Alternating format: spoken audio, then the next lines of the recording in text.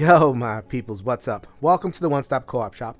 Jason here, and today I have a short and sweet one for you. Ecosystem Coral Reef. This is a 1 to 6 player drafting game from Genius Games. If you are aware of my other content where I show my shelf, you'll know that I have Genius Games on that shelf. Genotype, Subatomic, Periodic, Cytosis. Genius Games is great at making gamers games that are great for families, but with science themes. You'll learn a little bit along the way, which is the perfect combination for me. A little bit of brain stimulation and also a good, solid game on the table. In Ecosystem Coral Reef, this is a very simple drafting game. No text on the cards, no a bunch of confusing symbols. You are seeing everything that this game has to offer right in front of you. All of the cards are variations of different things that you'll encounter in the sea. And so on turns, you'll be drafting cards and making adjacencies. So you have the scoring sheet that will tell you what the adjacencies are. So you have the baseline producers, the game calls them. You'll be scoring off of them. You'll have certain types of fish that interact with the producers, and you'll have certain type of predators that interact with the fish. So an ecosystem is going to be created as I draft up a 4x5 grid, 20 total cards. So it is a game that lends itself to high players. However, there is a solo mode, and I will demonstrate that solo mode here for you today. But first, let's talk about the One Stop Co-op Shop. We are a gaming empire. We have our YouTube channel, which you're on now. Please, if you like any of our videos, we would appreciate you pressing that button, liking the video, subscribe to the channel here on the One Stop Co-op Shop YouTube channel and YouTube stream channel. We have our podcast, which is weekly analysis of games and discussions and interviews. Go ahead and check your favorite place for podcast for the One Stop Co-op Shop podcast. We also have our community, which is an amazing group of friends who talk about old and new, popular and rare. We cover the whole basis when it comes to co-op and solo. If you want to join our Discord community that sounds good to you, check the link in the show notes below. If you contribute to our Patreon, you will get exclusive access to videos as well as channels in our Discord. Once again, though, the Discord is free to join. We would love to have you. We are the One Stop Co-op Shop, your one-stop for solo and cooperative gaming goodness. So I'm not going to go into a long rules explanation. The game is as simple as it possibly be if you've ever played a drafting game. You start with 10 cards, you draft a card, put it down into your 4x5 grid, and then pass the hand to another player. You'll get a hand and then just keep on going. That is the sum total of the rules in multiplayer. In solo, I'm going to be making 2 grids, one for me and one for the bot. Obviously, I want the bot's grid to stink, and I want my grid to be great, and there's a scoring chart that I'll show at the end of the game. But for the most part, you're playing the same game as you are in multiplayer. I am focused here on the scoring matrix because I really believe most of the game kind of emerges from here. So I have my top level over here, which is my producers. Coral, I'll get 3 points if it's on the bottom row. So, visually that makes sense. Coral needs to be on the bottom of the seafloor in order to thrive. Krill scores for joining together, and plankton scores just for having a lot of plankton around. So then we get to the next level, which is the fish that depend on this first level in order to survive. So the grouper scores 3 points for each adjacent krill. The clownfish will score adjacent points for each plankton and coral, so these depend on the 3. And also crabs will score 2 points for each plankton in the row. So as you construct your grid, you're going to want to be mindful of these adjacencies.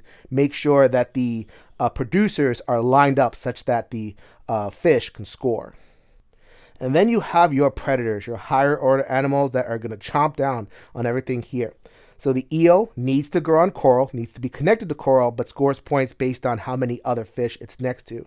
The shark will score 2 points for each fish in the same row and column. So the shark will kind of swim. That's how sharks move. So they want to be able to kind of sail along and get other fish they want.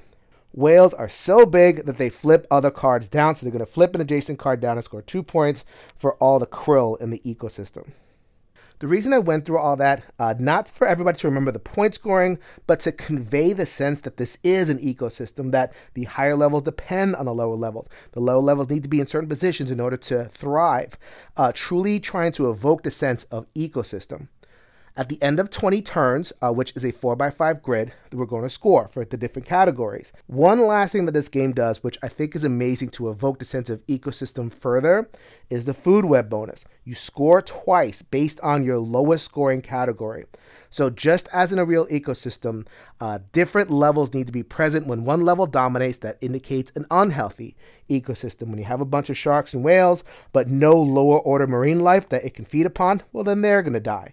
So being attentive to all three levels, making sure you have all three showed up, is very important in this game, very important ecosystem. I love it. I'm ready to begin. I have my hand of 10 cards. I'm going to play one to my area, one to the bot's area, and then draw one. So you see the hand is going to be diminishing, putting out 2 and drawing 1. When I finished a bot row, which is 5 cards, then I would draw back up to 5. So then that would give me 9 cards. So then you see the diminishing options, just like in a multiplayer drafting game. Also, the bot is going to play from left to right, coming from the top, and then I'm going to pull down from here. I can play however I want, just creating adjacencies. As long as I have adjacent, I can start at the top, at the bottom, in the middle, whatever I want. I'm going to start on the bottom, though, because I like having coral down at the bottom to get my strategic options going. Lots of cards combo off of that. So let us give it some krill. I don't have too much krill in my hand right now, so then that is going to be the bot's thing. And draw a card. As long as I keep other krill away from it and I don't have a lot of krill in my hand, I'm okay. All right, got a groper. Groper score points off of plankton, so I have both of those things. And they score points being next to coral. So that is the kind of adjacency thinking that you have to be engaged in. So let's go ahead and throw this one a whale. Whales score points when they're when they have krill in the ecosystem, but whales also turn cards down. So I like to put these together. This would score, but at the end of the score, or at the beginning of the scoring phase, it'll do that and negate it. So whale, you are the author of your own destruction. Love that. More gropers. Sure, why not?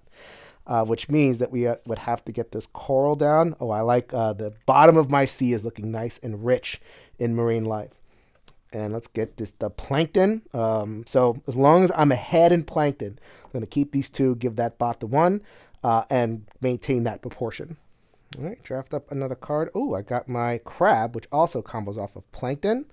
I think I might set up a row kind of on the top to get that crab going. So let's go ahead and give that the plankton. Or I could just throw the crab over there. The crab won't score anything. Let's just give it the shark. Bye-bye, shark. Sharks would score depending on fish in the row or column because they shoot out. And so let's just make sure that doesn't happen. My first groper fish. Groper score depending on adjacent krill. Don't have much krill in my ecosystem yet, so I might just throw that one in the river. Sleep with the fishes, so to speak. So let's get another groper. Again, comboing with the coral. And I don't like you. You can go right there. So then, the end of the turn, you're gonna, at the end of that first round, so to speak, you're gonna end up with 4 cards.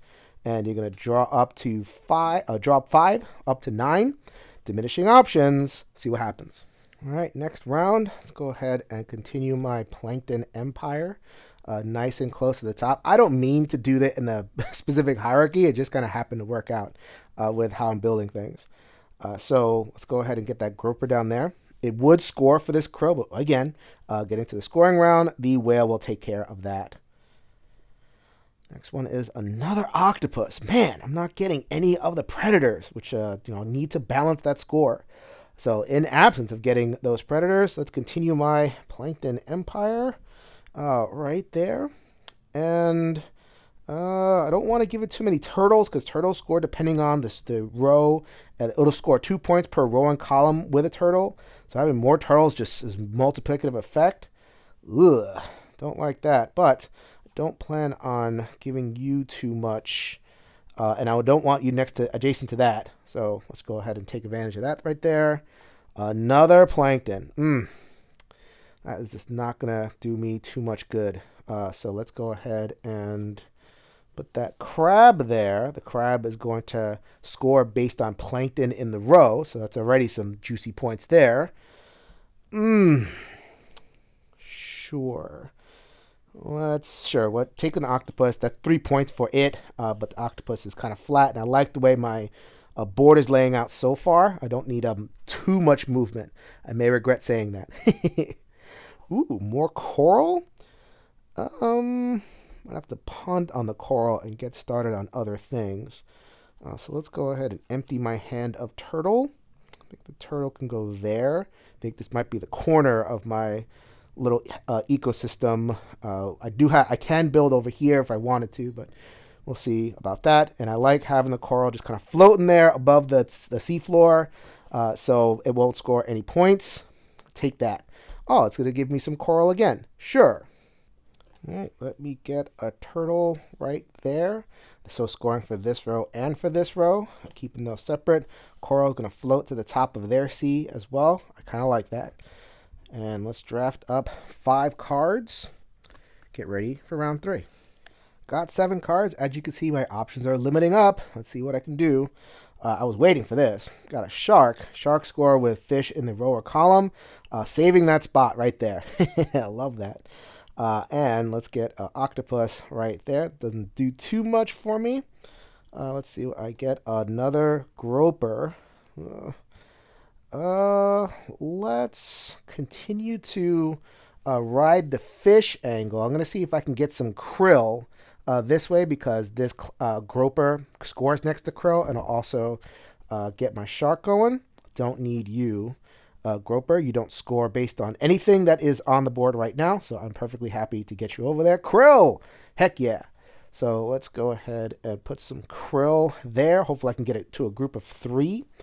I am ahead on plankton, 3-2. I wonder how this sounds to like a person who's just kind of listening from the outside. Gropers and krills and planktons, and I love that. So let's get the krill back up there. I want to get to a set of 3, and this is kind of inevitable. I'm gonna have to give it a turtle. Why not? You get 4 points. There's nothing. Might want that groper for that eventual krill territory. Groper would look really good right there, or I could put a plankton there. Keep my options open. Yes! My final group of krill. I did not do that on purpose, people. Okay, so I want to keep my plankton majority. Get that there. And let's give you krill. Oh, no, let's not do that. I'll give you the groper. That's fine. And drop my final hand and see how I do.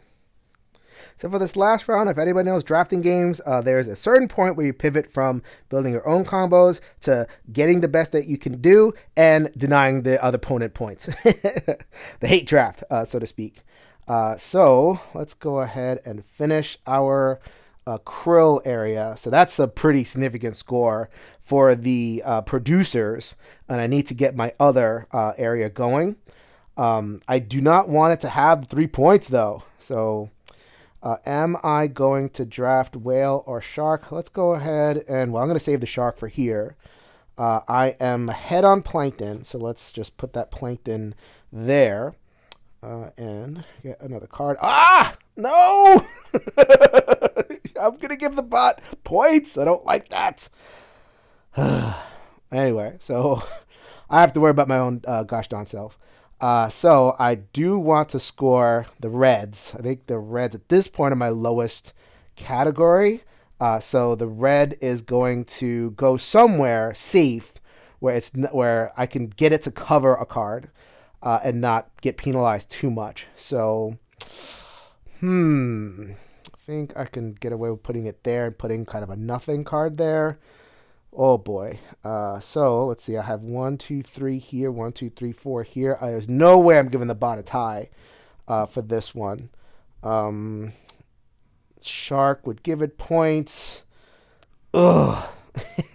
That's the sign of a good drafting game. You're sitting there going, so I'm going to have to do it. I'm going to have to give it the coral right there. That's 3 points for the bot. Let's see what I get. An eel. Oh, eels are worth nothing. You are definitely getting that. So This card is going to get flipped down. Actually, I could flip that card down. It's only one Kirill next to it. Let's see how my score balances out first.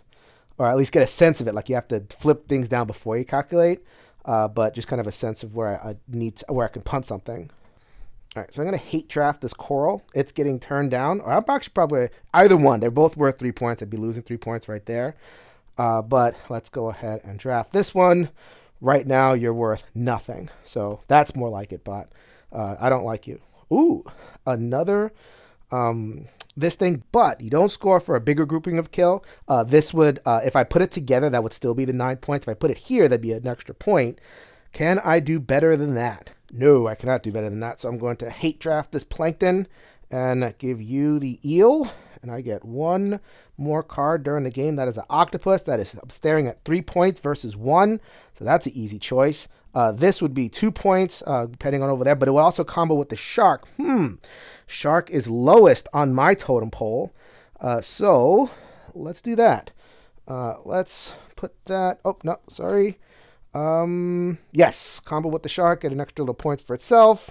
And give one last card to the bot. I'll give it 3 points here. Krill, it would score for the Whale. Get the Whale some points. This is 3. This is 2. I think I'm okay. Giving it its Krill. So you see, it's actually a pretty subtle decision over here to, maximize your stuff and deny the bot stuff. But that is an entire game of Ecosystem Coral Reef. All right, so checking out my final score. Yep, the Whale turned over the Coral that I hate drafted over there. That is, of course, what's going to happen. That Groper ended up being really important in terms of shoring up my bottom area. So the Predators ended up with 16 points, which is my low, which is actually pretty good. So I scored that one twice. The Producer row ended up being my best. I ended up with 84 points total. The bot, which is called Mocha, but the bot, 28. The final evaluation of the solo for you is you take your score minus the bot score, and that is your score. As you can see from the solo game rules, if I beat Mocha by 55 points, that is an easy victory. 70 points for a normal and 80 points for a difficult. So there are additional tiers of skill that I can achieve during the game. I have barely managed to cross the threshold of an easy victory. So with some practice, which is a good sign for a simple game, that you can increase your mastery with practice. You can kind of get into that matrix a little bit and squeeze all the points out of it. I am not a matrix thinker. I do not look at games and just see the points. I do the best that I can, just kind of on a thematic level. Y'all know that. But I really got into this game in terms of something evoking the sense of building an ecosystem. I think this is a very cute one. It's very reasonably priced, easily available from Genius Games. An overall solid package and a good solo option as well. That's really quick to learn and easy to play. This is the One Stop Co-op Shop, reminding you that we will see you at the next stop.